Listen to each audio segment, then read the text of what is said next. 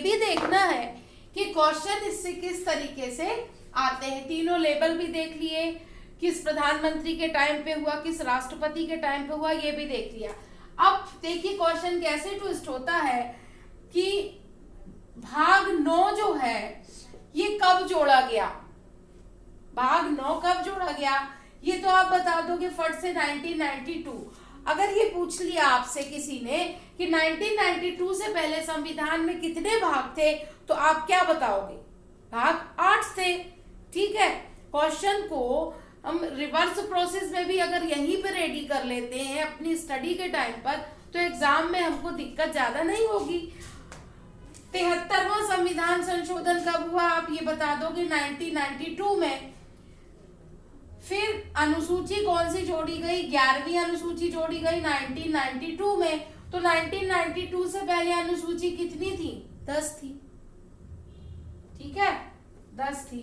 तो इस तरीके से हमको अपनी तैयारी को रखना है। याद रखेंगे कि 73वां संविधान संशोधन में कितने विषय जोड़े गए, 29 विषय जोड़े गए। किस अनुच्छेद में जोड़े गए, 243 में जोड़े गए। ये हमने देख लिया, 29 विषय इस अनुच्छेद में जोड़े गए। अब ब्रिटिश काल में लॉर्ड रिपन थे 1882 में, जब पहली बार निर्वाचित जो निकाय बनाए गए थे, या 1882 में निर्वाचित निकायों को क्या कहा जाता था, तुम आप क्या बोलोगे, मुकामी बोर्ड कहा जाता था। 1919 में प्रांतों में ग्राम पंचायतें बनाई गई थी, ये भी आपको याद है।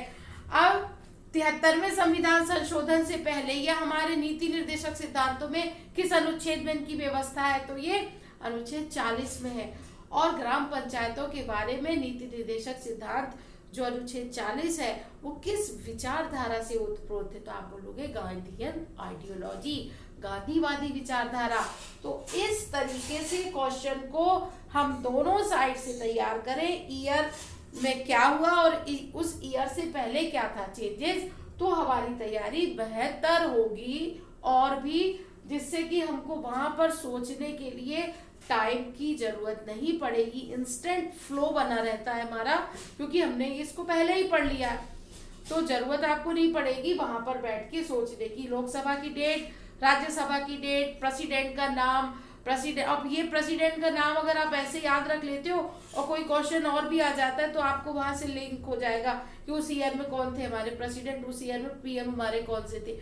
तो इस तरीके से अगर हम अपने आप को रेडी रखते हैं तो बहुत इजी हो जाएगा।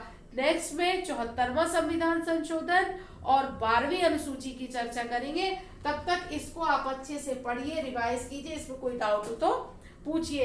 ग्रामीण स्तर सबसे हमारा महत्वपूर्ण है। अब इससे और भी कुछ क्वेश्चंस बन सकते हैं, जैसे किस समिति की सिफारिश पर बना, तो पीके तुंगन समिति की सिफारिश पर। 3 स्तरीय ढांचे का क्या अर्थ है, तो आप बताओगे ग्रामीण क्षेत्रों में जो स्थानीय स्वशासन के लिए निर्धारित किए गए हैं, जो ग्राम पंचायत और आपके अभी 74वें स्थानीय स्वशासन, ओवरऑल आप बोलोगे शहरी क्षेत्रों में भी 3 स्तर ही दिए गए हैं। ग्राम सभा का सदस्य कौन होता है, ग्राम सभा का सदस्य 18 वर्ष तक से अधिक, 18 वर्ष और उससे अधिक के जितने भी मतदाता होते हैं वो। वोटिंग की एज वो भी आपको पता होनी चाहिए। अनुच्छेद कौन सा है, 243 होना चाहिए। तो आपको चुनाव कौन कराता है, राज्य चुनाव आयोग कराता है। वित्त की व्यवस्था राज्य वित्त आयोग करता है।